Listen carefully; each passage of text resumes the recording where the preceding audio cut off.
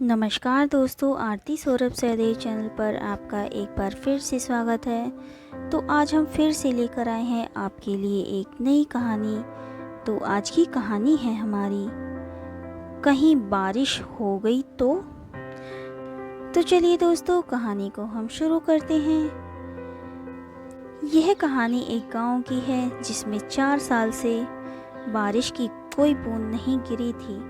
सभी लोग बहुत परेशान थे।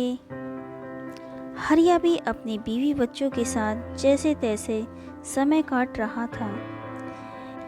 एक दिन बहुत परेशान होकर वह बोला, अरे ओ मुन्नी की माँ, जरा बच्चों को लेकर पूजा घर में तो जाओ। बच्चों की माँ 6 साल की मुन्नी और 4 साल के राजू को लेकर पूजा घर में पहुंच गई। हरिया हाथ जोड़कर भगवान के सामने बैठा था। वह रुंधी हुई आवाज़ से अपने आंसू छिपाते हुए बोला, सुना है भगवान बच्चों की जल्दी सुनता है। चलो हम सब मिलकर ईश्वर की बारिश के लिए प्रार्थना करें। सभी अपनी अपनी तरह से बारिश के लिए प्रार्थना करने लगे।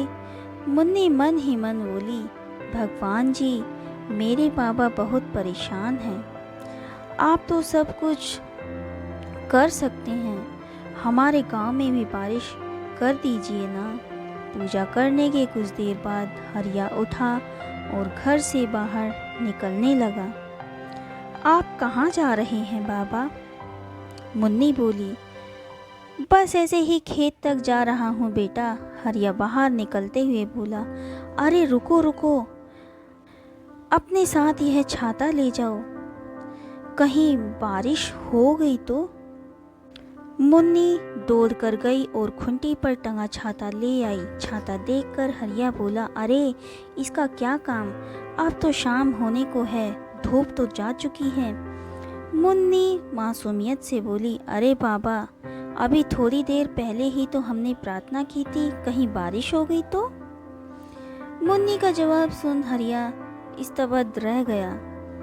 कभी वो आसमान की तरफ देखता तो कभी अपनी बिटिया के भोले चेहरे की तरफ। उसी क्षण उसने महसूस किया कि कोई आवाज़ उससे कह रही हो, प्रार्थना करना अच्छा है, लेकिन उससे भी ज़रूरी है इस बात में यकीन रखना कि तुम्हारी प्रार्थना सुनी जाएगी और फिर उसी के मुताबिक काम करना।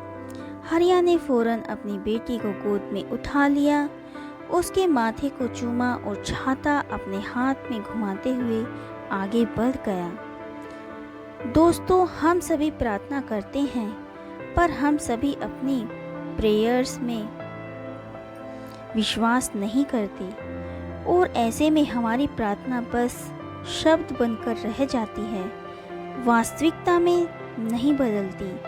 सभी धर्मों में विश्वास की शक्ति का उल्लेख है। कहते हैं कि दृढ़ विश्वास हो तो इंसान पहाड़ भी हिला सकता है। दशरथ मांझी के रूप में हमारे सामने इसका एक प्रत्यक्ष प्रमाण है। इसलिए अपनी पूजा को सही मायने में सफल होते देखना चाहते हैं तो ईश्वर में विश्वास रखें।